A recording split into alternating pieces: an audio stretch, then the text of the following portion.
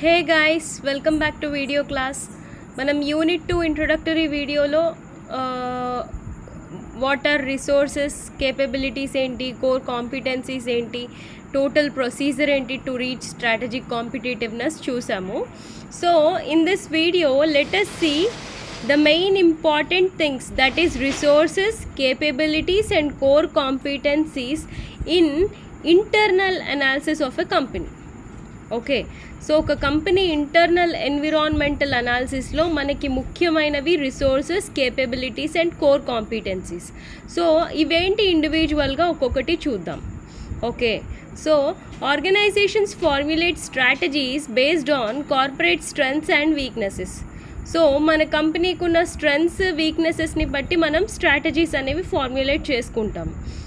Corporate strengths and weaknesses are determined based on the resources, capabilities and competencies. So మన strengths, weaknesses దేని మీద depend అవుతాయంటే ఈ మూడిటి మీదే. So first let us see what are resources.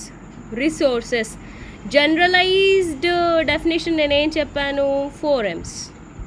Okay, కానీ ఇది డీపర్ టాపిక్, అంటే సెగ్రిగేషన్ ఉంటుంది. So let us see. Resources, capabilities and core competencies are the foundation of competitive advantage. So మన కాంపిటీటర్ కన్నా మన దగ్గర సంథింగ్ ఎక్స్ట్రా ఉండాలి అంటే మనకి ఈ మూడు ఇంపార్టెంట్. మన కోర్ కాంపిటెన్సీస్ వస్తాయే ఈ రిసోర్సెస్ అండ్ మన కేపబిలిటీస్ ద్వారా. So resources are bundled to create organisational capabilities. In turn, capabilities are the source of a firm's core competencies. Okay, so company core competency మనకి capabilities resources నుంచే వస్తుంది, which are the basis of competitive advantages as I told. So let us see the next slide. So ఈ example నేను last వీడియోలో చెప్పాను. So నేను చెప్తున్న examples మీరు గుర్తుపెట్టుకుంటే లేటర్ ఆన్ కాన్సెప్ట్స్ ఈజీగా మీకు అర్థమైపోతాయి. Okay, yeah. సో మనకి 2 types ఆఫ్ రిసోర్సెస్ ఉన్నాయి, tangible resources, intangible resources. Okay, the 4 types of tangible resources are, so అయితే సెగ్రిగేషన్ ఇలా చేస్తారు లేదా ఈ 2 typesలో చేస్తారు. Okay, so the 4 types of tangible resources are financial resources, అంటే డబ్బుల పరంగా మనకున్న రిసోర్సెస్, ఆర్గనైజేషనల్ రిసోర్సెస్ అంటే కంపెనీకి ఉండే రిసోర్సెస్, దెన్ ఫిజికల్గా మనకు ఉండే రిసోర్సెస్, వస్తువులు, అండ్ టెక్నాలజీ పరంగా ఉండే మన రిసోర్సెస్ అనమాట. The 3 types of intangible resources. టాంజిబుల్లో ఏమో ఇవి. టాంజిబిలిటీ అంటే ఏంటి, మనం చూడగలిగేది, కనబడేది, మనం ముట్టుకోగలిగేది, ఫీల్ అవ్వగలిగేది, దాంతో మనం ఏదైనా చేయగలిగేది టాంజిబిలిటీ. ఇంటాంజిబిలిటీ అంటే మనకు కనిపించదు, మనం ముట్టుకోలేము, ఫీల్ అవ్వలేము, కానీ మనకు అది ఉపయోగపడుతోంది, అది ఇంటాంజిబిలిటీ. సో టాంజిబిలిటీ అంటే చెప్పాను కదా, ఫైనాన్షియల్, డబ్బులు, కంపెనీ, ఫిజికల్గా ఉండే రిసోర్సెస్ అండ్ మన టెక్నాలజీ. ఇంటాంజిబుల్ రిసోర్సెస్ అంటే హ్యూమన్, మన ఎంప్లాయీస్, మనం చేసే ఇన్నోవేషన్ అండ్ మన కంపెనీకి ఉన్న పేరు, హోదా, రెప్యుటేషన్ అనమాట. Okay, so let us see them in detail. So first tangible resources, financial resources అంట. ద ఫర్మ్స్ బారోయింగ్ కెపాసిటీ అంటే నీకు అప్పు తెచ్చుకోగలిగే కెపాసిటీ. ఎందుకంటే మనకి డెట్ ఈక్విటీ రేషియోలో కంపెనీ స్టార్ట్ చేస్తాం కాబట్టి, సో డెట్ అంటేనే అప్పు, ఈక్విటీ అంటే share capital, investment. So shares and అప్పు బేసిస్లోనే కంపెనీ స్టార్ట్ చేస్తాం కాబట్టి మన కెపాసిటీ ఎంత, మన పర్ఫార్మెన్స్ చూసి ఎన్ని బ్యాంక్స్ ముందుకు వస్తున్నాయి మనకు అప్పు ఇవ్వటానికి, మనం బిజినెస్ చేసుకోవటానికి. ఓకే, అది మన strength. And the firms ability to generate internal funds.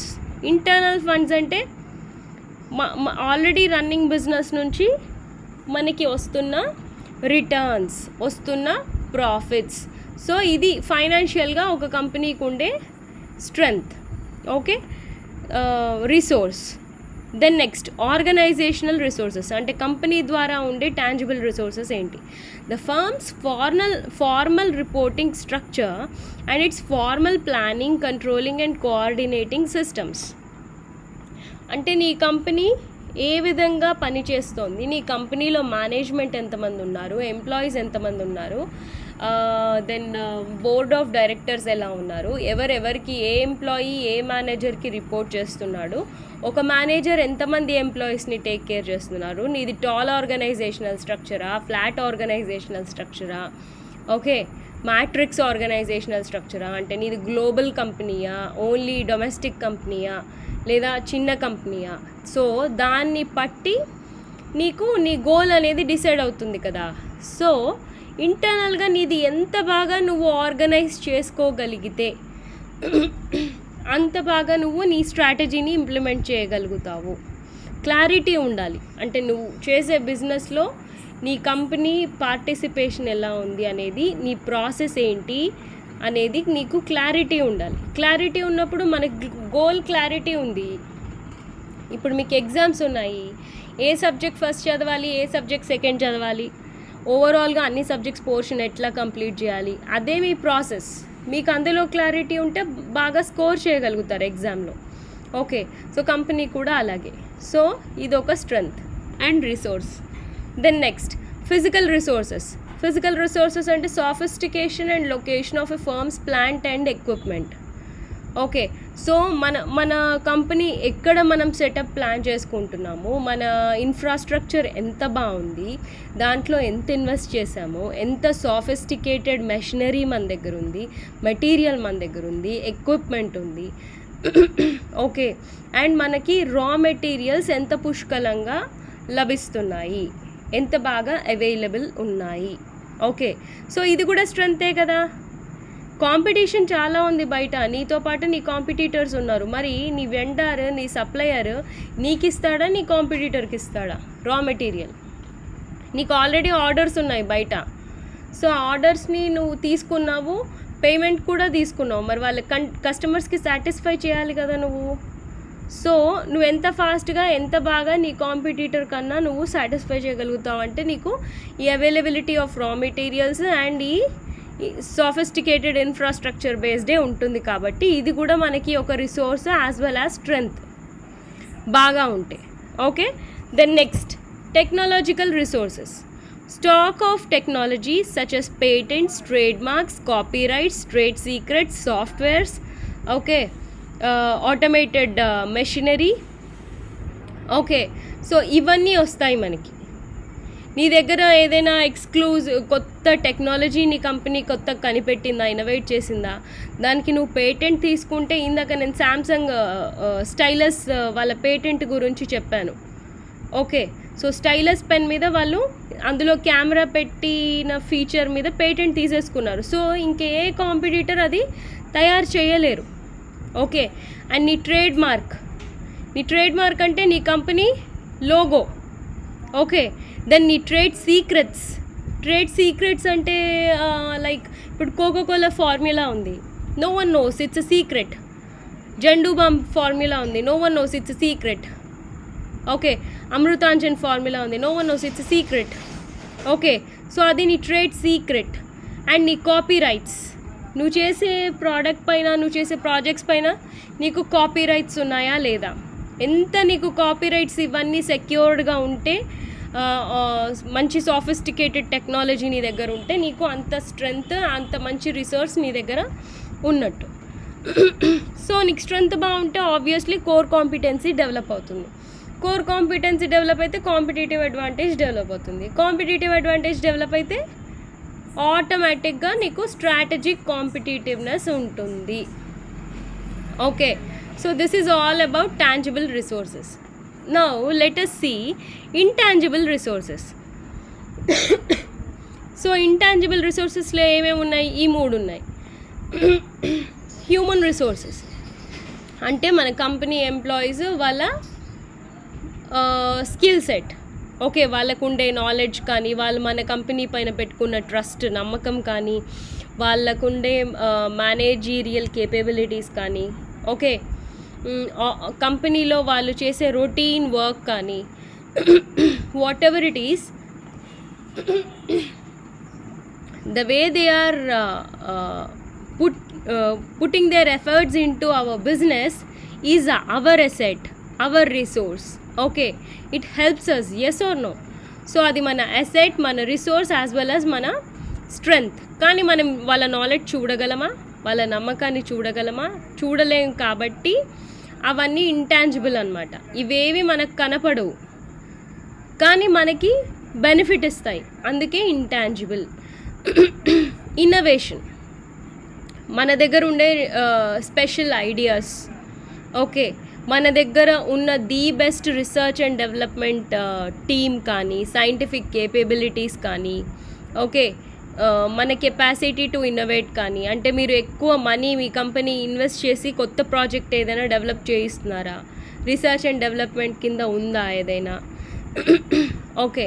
So ఇవన్నీ మన స్ట్రెంగ్త్సే అనమాట. సమ్ టైమ్స్ ఇది మీడియాకి రిలీజ్ చేస్తారు, సమ్ టైమ్స్ చేయరు, some times they put it as secret and ఫైనల్గా వాళ్ళ టెస్ట్ రన్తో సహా ప్రోడక్ట్ సక్సీడ్ అయితేనే మార్కెట్లోకి వాళ్ళు రిలీజ్ చేస్తారు.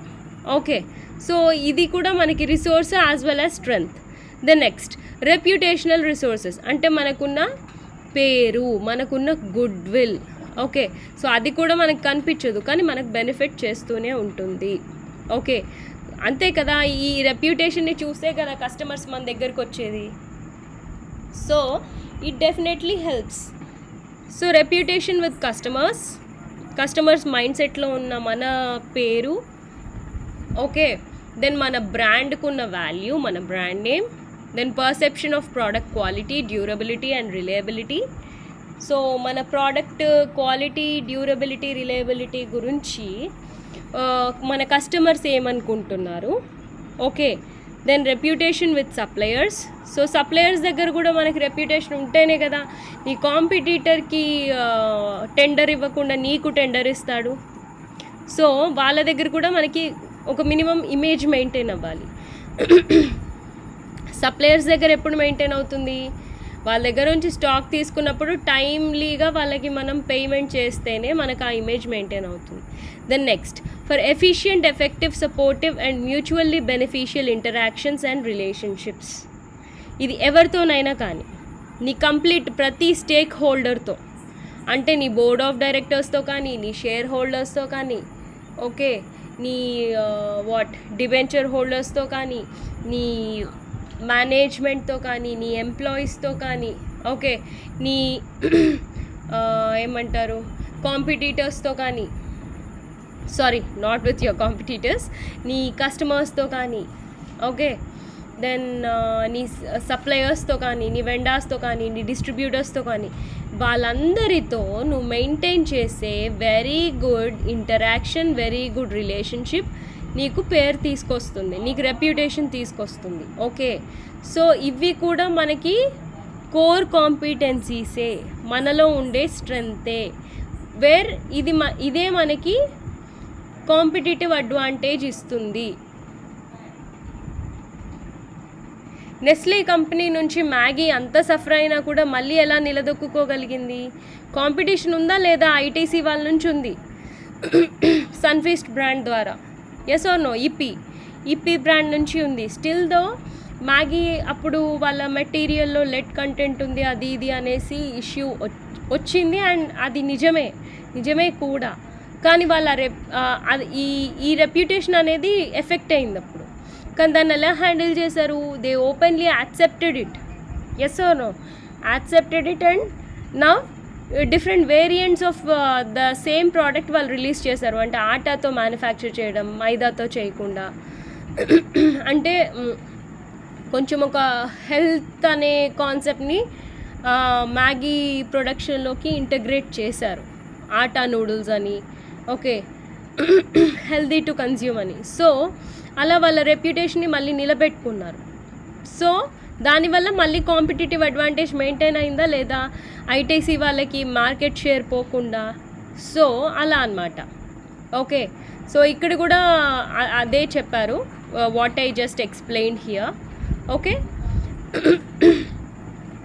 అండ్ ఇది always you should think in terms of global economy, global in the point of global companies. Yes or no? చిన్న కంపెనీస్కి ఇంత అనాలిసిస్ అక్కర్లేదు, but we are looking at a bigger picture. We are talking about very big companies.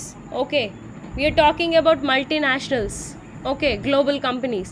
So ఆ point of వ్యూలో మనం ఇవన్నీ ఆలోచించి plan చేసుకోవాలి. Okay, this is all about types of resources. Now let us see resource based view and organisational analysis.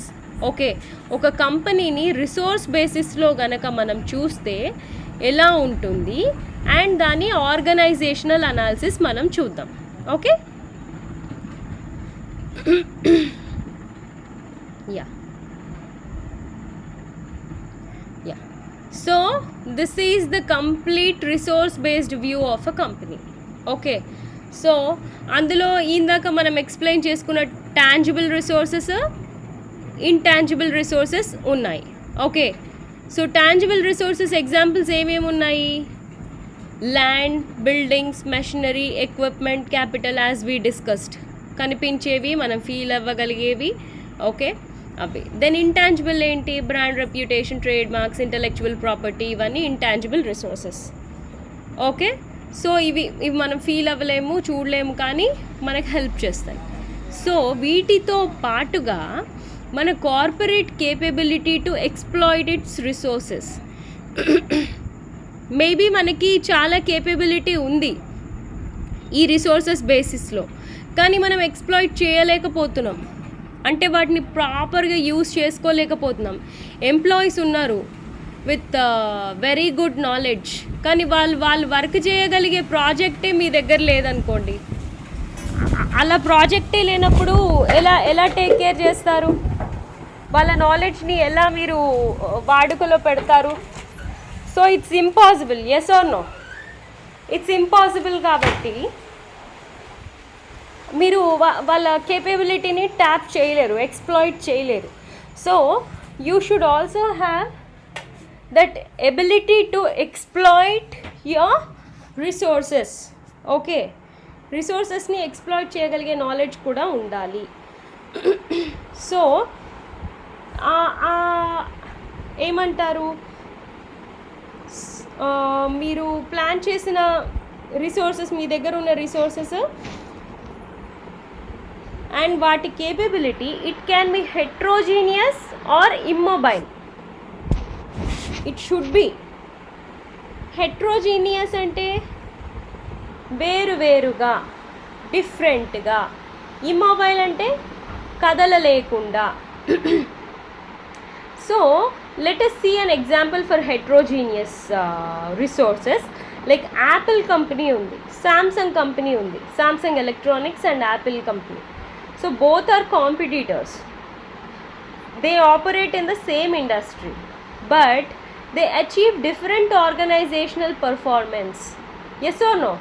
Apple is always a profit running company, running in profits company. Enduku? దో వాళ్ళ ప్రోడక్ట్స్ని premium ప్రైజెస్కి, ఎక్కువ ప్రైజెస్కి sale చేసినా కూడా, వాళ్ళు కొత్త model ఏదైనా release చేస్తే మార్కెట్లోకి, ఆ మోడల్కి పే చేయడానికి వెనకాడకుండా ఉండేటువంటి కస్టమర్ బేస్ వీళ్ళకు ఉంది. And as it same way Samsung also, వీళ్ళది ఆండ్రాయిడ్, వీళ్ళది మ్యాక్. ఓకే, ఆండ్రాయిడ్ ఫోన్స్కి ఉండే క్రేజ్ కూడా అలాగే ఉంది. సో సేమ్ ఇండస్ట్రీలో ఉన్న వాళ్ళ పర్ఫార్మెన్స్ వేరే, వాళ్ళ కస్టమర్ బేస్ వేరే, వాళ్ళ మార్కెట్ షేర్ వేరే, అండ్ వాళ్ళ రిసోర్సెస్ కూడా వేరే. Yes or no? సింపుల్గా చెప్పచ్చు, ఇక్కడ ఆండ్రాయిడ్ మీద, సాఫ్ట్వేర్ మీద వర్క్ చేసే ఎంప్లాయీస్ వీళ్ళకు ఉంటే, మ్యాక్ సాఫ్ట్వేర్ నేర్చుకొని వర్క్ చేసే ఎంప్లాయీస్ వీళ్ళకు ఉన్నారు. సో అలా రకరకాల డిఫరెన్సెస్తో వాళ్ళ రిసోర్సెస్ అన్నీ వేరున్నప్పుడు వాళ్ళ ప్రాసెసే వేరే, కానీ they are competitors. Yes or no? Industry ఒకటే, పర్ఫార్మెన్స్ వేరే, అన్నీ వేరే. సో అలా డిఫరెన్స్ ఉన్నప్పుడే మనకి కోర్ కాంపిటెన్సీ మెయింటైన్ అవుతుంది. అండ్ ఇమ్మొబైల్ అంటే resources that are not mobile and do not move from company to company, and companies cannot replicate rivals' resources and implement the same strategies. So నీ దగ్గర ఈ immobility అనేది ఉండాలి నీ రిసోర్సెస్లో. Otherwise నీ competitor కూడా అది కాపీ చేయగలుగుతాడు, రెప్లికేట్ చేయగలుగుతాడు. ఓకే, నీకు ఈ రిసోర్సెస్ ఉన్నప్పుడు అవి హెట్రోజెనియస్గా ఉండాలి, యాజ్ వెల్ యాజ్ ఇమ్మొబైల్గా కూడా ఉండాలి.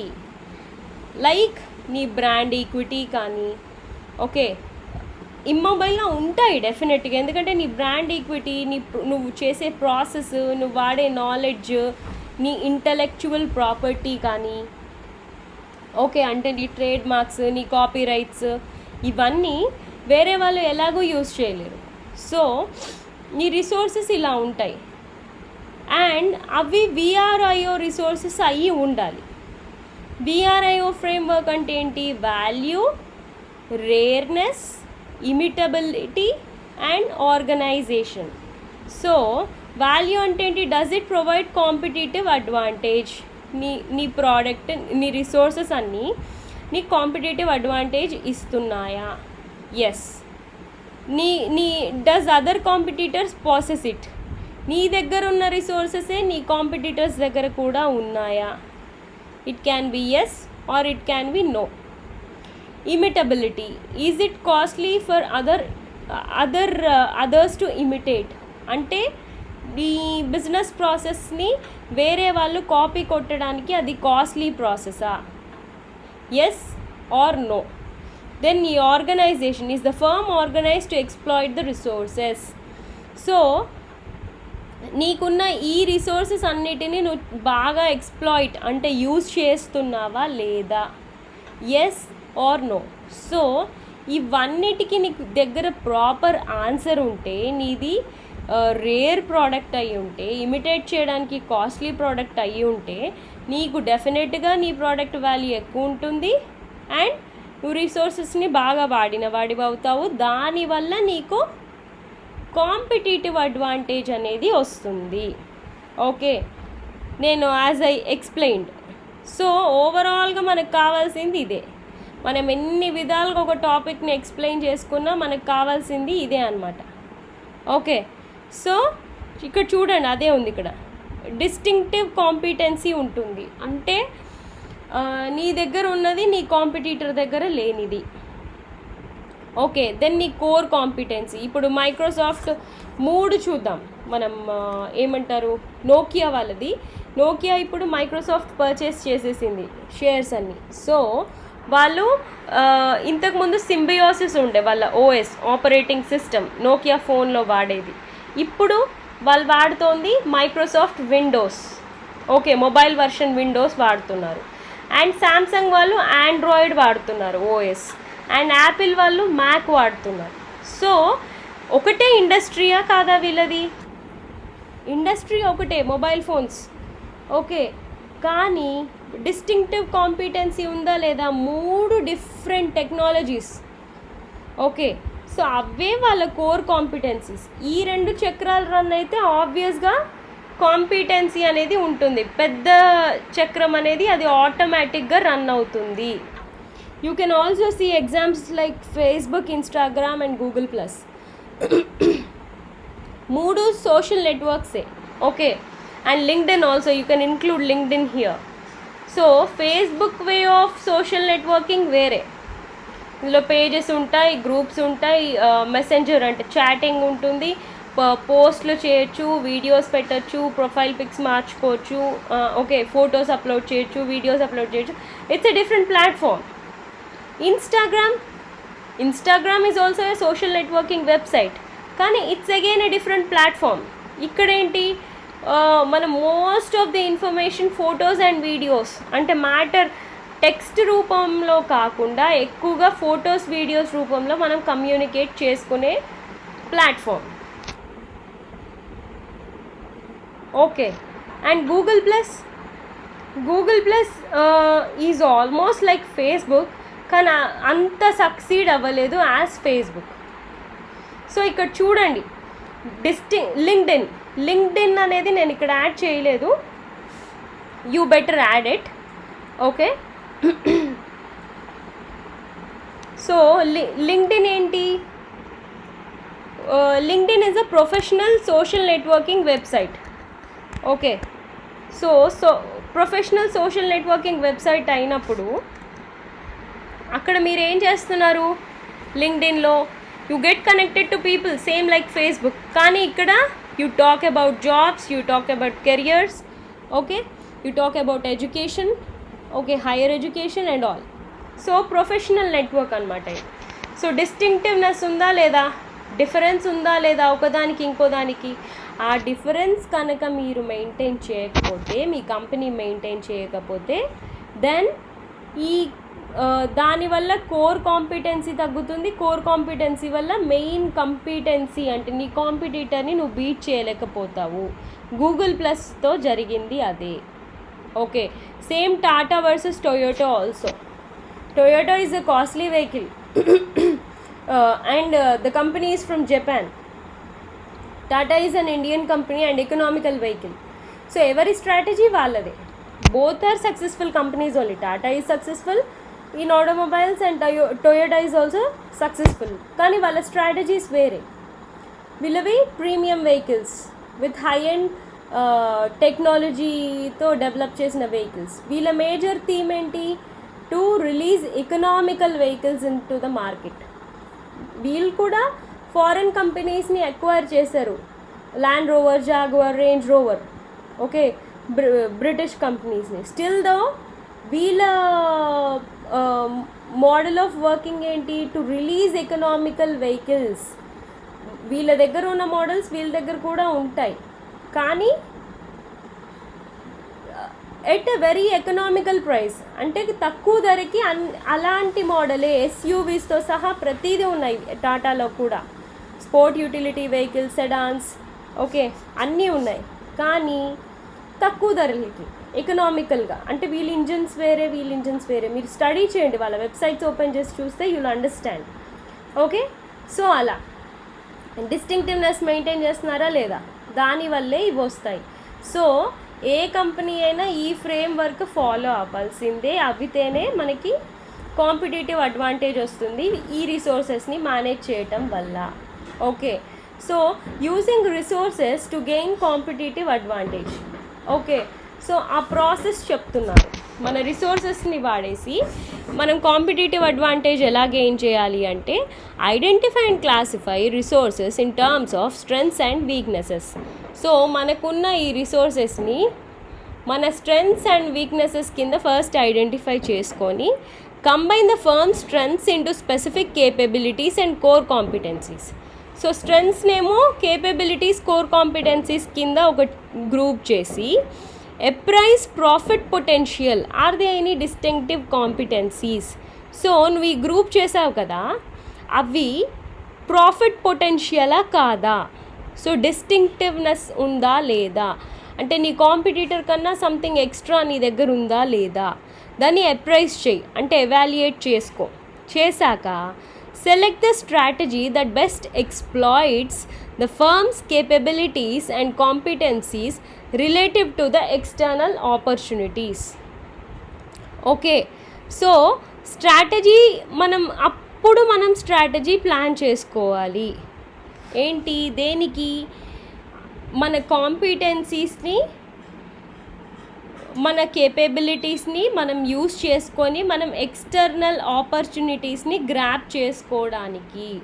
ఓకే, మార్కెట్లో ఉన్న అవకాశాలని మనం గ్రాప్ చేసుకోవడానికి. దాని ద్వారా మనకేమొస్తుంది, we identify the resource gaps and invest in upgrading weaknesses. So స్ట్రెంగ్త్స్తో పాటు ఇక్కడ వీక్నెసెస్ కూడా మనకు అర్థమైపోయాయి ఈ ప్రొసీజర్లో.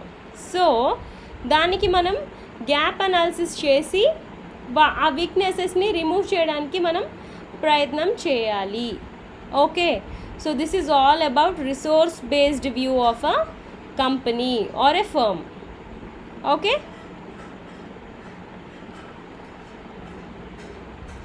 Then next, sustainability of resource advantage. So ఇంత ప్రాసెస్ మనం చేసింది ఈ రిసోర్స్ నుంచి మనం అడ్వాంటేజ్ పొందడానికి.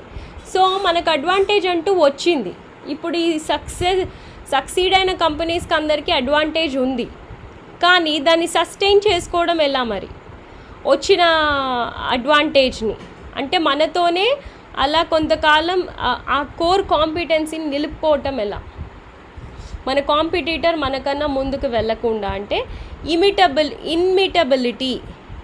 immutability, as discussed earlier, is the rate at which a firm's resources are copied or duplicated by the competitors. Competitors' abilities to imitate include copying the product design by reverse engineering, copying the marketing strategies, scout the talented employees. So ఇన్ని విధాలుగా వాళ్ళు target చేస్తూనే ఉంటారు మన కంపెనీని. అంటే మన ప్రోడక్ట్ని రివర్స్ ఇంజనీరింగ్ చేస్తారు. రివర్స్ ఇంజనీరింగ్ అంటే మనం చిన్న స్క్రూ బోల్ట్ నుంచి ఒక ఫుల్ ప్రోడక్ట్ చేస్తే ఆ ఫుల్ ప్రోడక్ట్ని ఒక్కొక్కటి డిస్మాంటిల్ చేస్తూ రివర్స్ ఇంజనీరింగ్ చేస్తూ మన actual logic behind the product వాళ్ళు తెలుసుకుంటారు. Then copying the marketing strategies. మనం 1+1 ఆఫర్ ఇస్తే వాళ్ళు అలాంటిది ఏదో ఇంట్రొడ్యూస్ చేయడం. ఎక్కువ మీరు ఇది FMCG ఇండస్ట్రీలో మీరు చూడొచ్చు ఇటువంటి కాపీయింగ్. ఇదంతా నీకు ITC దాంట్లో ఉన్న స్ట్రాటజీసే మీరు HULలో కానీ ఇంకా వేరే P&Gలో కానీ మీరు చూడొచ్చు. ఫేమస్ FMCG బ్రాండ్స్ ఇవి. ఓకే, సో అలా జరగకుండా అండ్ నీ స్కౌట్ ద టాలెంటెడ్ ఎంప్లాయీస్ అనమాట. నీ దగ్గర ఉన్న బెస్ట్ వర్కింగ్ ఎంప్లాయీస్ని వాళ్ళు హైర్ చేసేసుకోవచ్చు. ఓకే, నీకన్నా ఎక్కువ శాలరీస్ ఇస్తామని ప్రామిస్ చేసి వాళ్ళు హైర్ చేసుకోవచ్చు. లేదా suppliers of inputs and market intermediaries of the competitor. So నీ సప్లయర్స్ని వాళ్ళు గ్రాబ్ చేసుకోవచ్చు, లేదా నీ ఇంటర్మీడియరీస్ అంటే నీ డిస్ట్రిబ్యూషన్ ఛానల్స్ని వాళ్ళు గ్రాబ్ చేసుకోవచ్చు. ఓకే, లేదా నీ ప్రొడక్షన్ ప్రాసెస్ అంటే నువ్వు ఏదైనా కొత్త టెక్నాలజీ యూజ్ చేసి ఒక ప్రోడక్ట్ ప్రొడ్యూస్ చేస్తే అలాంటి మెషినరీ అలాంటి టెక్నాలజీ వాళ్ళు కాపీ కొట్టచ్చు. ఓకే, సో ఈ ఇన్మిటబిలిటీ అనేది జరగకుండా చూసుకుంటే సస్టైనబిలిటీ అంటే చాలా కాలం నీ దగ్గర ఉన్న రిసోర్సెస్ వల్ల నీకొచ్చిన అడ్వాంటేజ్ నీతో ఉంటుంది. చాలా కాలం నువ్వు దాన్ని సస్టైన్ చేసి నీ కాంపిటీటర్ని బీట్ చేయగలుగుతావు. ఓకే, సో ఈ ఇమిటేషన్ ఈ మూడిటి పైన డిపెండ్ అయ్యి ఉంటుందంట. ఏంటి? Transparency, transferability and replicability. Transparency అంటే ఏంటి? Transparency is the degree of openness of a company's abilities, competencies and talents that indicate the vulnerability for copying.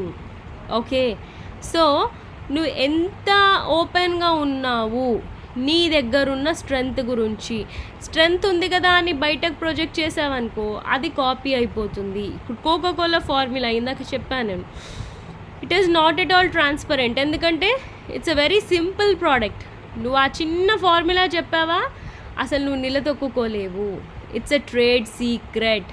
వాళ్ళు ఇప్పటివరకు ఎప్పుడూ రివీల్ చేయని సీక్రెట్ ఆ కోకోకోలా ప్రోడక్ట్ ఫార్ములా. అంటే అందులో ఏమేమి పదార్థాలు కలిపితే అది అలా అవుతోంది కోకోకోలా లాగా. అది వాళ్ళ సీక్రెట్. ఓకే, సో ఎంతవరకు నువ్వు ట్రాన్స్పరెంట్గా ఉండాలనేది నువ్వే డిసైడ్ అవ్వాలి. దానివల్లే నీ ఇన్మిటబిలిటీ డిసైడ్ అవుతుంది. Then next, transferability. Transferability is the degree and speed at which competitors can acquire the capabilities of a firm. Okay, so degree and speed at which mana competition మన కేపబిలిటీస్ని ఎలా వాళ్ళు కాపీ ట్రాన్స్ఫర్ చేసుకోగలుగుతారు అనేది. Okay, ఎలాంటివి అవి? మన product design కానీ, మనం వాడే టెక్నాలజీ కానీ, మన ప్రొడక్షన్ ప్రాసెస్ కానీ. ఇప్పుడు మనం ఇందాక నేను చెప్పాను బిస్కెట్స్ దాంట్లో ITCలో మనకి ఏదో ఒక టైప్ ఆఫ్ బిస్కెట్ ఉందనుకోండి, ఇమ్మీడియట్గా వాళ్ళ కాంపిటీటర్ దగ్గర ఆ బిస్కెట్ రిలీజ్ అయిపోతుంది. అండ్ వీళ్ళు ఎంత ప్రైస్ పెడితే ఆ ప్రైస్ రేంజ్లోనే వాళ్ళు మ్యానుఫ్యాక్చర్ చేస్తారు. వీళ్ళ దగ్గర ఎలాంటి ఇంగ్రీడియంట్స్ వాడితే ఆల్మోస్ట్ చాక్లెట్ వెరైటీ వాళ్ళ దగ్గర కూడా ఉంటుంది. హెల్దీ వెరైటీ వాళ్ళ దగ్గర కూడా ఉంటుంది. ఓకే, సో కాంపిటీషన్ నీ దగ్గర ఉంది, నా దగ్గర కూడా ఉంటుంది. సో ఈ ట్రాన్స్ఫరబిలిటీ అనేది ఎక్కువగా ఎఫ్ఎంసీజీలో జరుగుతుంది నేను చెప్పినట్టుగా ఇందాక. As such most of the biscuit companies are more vulnerable for copying, నేను చెప్పినట్టుగా. సో ఇది జరగకుండా చూసుకోవాలి. కొన్ని సిచ్యువేషన్స్లో దాన్ని ఆపలేనప్పుడు ఎటువంటి ఆఫర్స్ ఇవ్వాలి, ఓకే, నీ సేల్స్ తగ్గకుండా నువ్వు ఎలా కాపాడుకోవాలి. ఆయిల్స్ చూడండి, రిఫైన్డ్ ఆయిల్స్, కుకింగ్ ఆయిల్స్ మనం గనక చూస్తే ఒక్క సన్ఫ్లవర్ ఆయిల్లో ఎన్ని వెరైటీస్ ఉన్నాయి. వెరైటీస్ అంటే ఎన్ని కంపెనీస్ ఉన్నాయి, ఎన్ని బ్రాండ్స్ ఉన్నాయి. ఏముంది, జస్ట్ సింపుల్ నూనె, రిఫైన్డ్ ఆయిల్, అందులో ఎన్ని వెరైటీస్ ఉన్నాయి, ఎన్ని కంపెనీస్ ఉన్నాయి. సో ఒక్కొక్కరు ఒక్కొక్క రకం. ఒకరు సఫోలా వాళ్ళు హార్ట్ హెల్త్కి యూజ్ అవుతుందని, ఇంకొకరేమో యాడెడ్ వైటమిన్స్ మినరల్స్ అని, అట్లా రకరకాలుగా ఎవరి స్ట్రాటజీ వాళ్ళది. ఓకే, సో అలాంటి స్ట్రాటజీస్ వాడుకోవాలి మరి ఎఫ్ఎంసీజీలో ఇది జరుగుతున్నప్పుడు. Then next, replicability is the competitor's ability to use copied resources for the success of the firm. Many movie making companies copy the theme of already released movies of the competitors. So already ఉన్న కాన్సెప్ట్నే copy చేసి కొత్తదేదో చేసామని product release చేసేస్తారు. ఎక్కువ ఈ రెప్లికబిలిటీ ఎక్కడ జరుగుతుందంటే mass sales కొన్ని ప్రోడక్ట్స్లో జరుగుతాయి. సో అలా మాస్ సేల్ జరిగే ప్రోడక్ట్స్లో ఈ రెప్లికబిలిటీ వస్తుంది. ఇప్పుడు శానిటైజర్స్ చూస్తే మాస్ సేల్ జరుగుతుంది కరోనా సిచ్యువేషన్లో, కోవిడ్ సిచ్యువేషన్లో. సో పుట్టగొడుగుల్లాగా వచ్చాయి బ్రాండ్స్, ఎన్ని బ్రాండ్స్. ఓకే, మాస్క్లలో ఎన్ని బ్రాండ్స్ వచ్చాయి, బ్రాండ్ లేనివే ఎన్నో ఉన్నాయి. చిన్న చిన్న కంపెనీస్ మన ఇంట్లోనే తయారు చేసుకోవచ్చు. సో రెప్లికబిలిటీ ఇది ఉందా, నీ సేల్స్ తగ్గిపోతూ ఉంటాయి. సో తగ్గిపోకుండా మరి నువ్వేం చేయాలో, నీ బిజినెస్ పడిపోకుండా నువ్వు చూసుకోవాలి అది. ఓకే, సో ఇంకొక ఫ్యాక్టర్ ఉందంట, that is capabilities are the firm's capacity to deploy resources that have been purposely integrated to achieve a desired state. నేను ఆల్రెడీ చెప్పాను. సో ఉన్న రిసోర్సెస్ అన్నిటినీ ఎంతవరకు నువ్వు వాడి బాగా నువ్వు కాంపిటేటివ్ అడ్వాంటేజ్ తెచ్చుకోగలిగితే దాన్ని కేపబిలిటీ అంటారు. ఓకే, సో నువ్వు ఇవన్నీ మేనేజ్ చేస్తే నీకు సస్టైనబిలిటీ అనేది ఉంటుంది. అంటే చాలా కాలం వరకు నీ రిసోర్స్ అడ్వాంటేజ్ అనేది నీ కంపెనీలో మెయింటైన్ అవుతుంది. నీ కాంపిటీటర్ని నువ్వు బీట్ చేయగలుగుతావు, వాళ్ళకన్నా ముందు ఉండగలుగుతావు. ఓకే, సో ఈ వీడియో ఇంతతో ఆపేస్తున్నానమ్మా. నెక్స్ట్ వీడియోలో క్యాపబిలిటీస్ ఏంటి, రిసోర్సెస్ ఒకటే చూసాం మనం ఇప్పుడు. నెక్స్ట్ వీడియోలో కేపబిలిటీస్ ఏంటి, దెన్ కోర్ కాంపిటెన్సీస్ ఏంటి, కోర్ కాంపిటెన్సీస్ని ఎలా బిల్డ్ చేయాలి మనం, ఇవన్నీ చూద్దాం. Okay, thank you.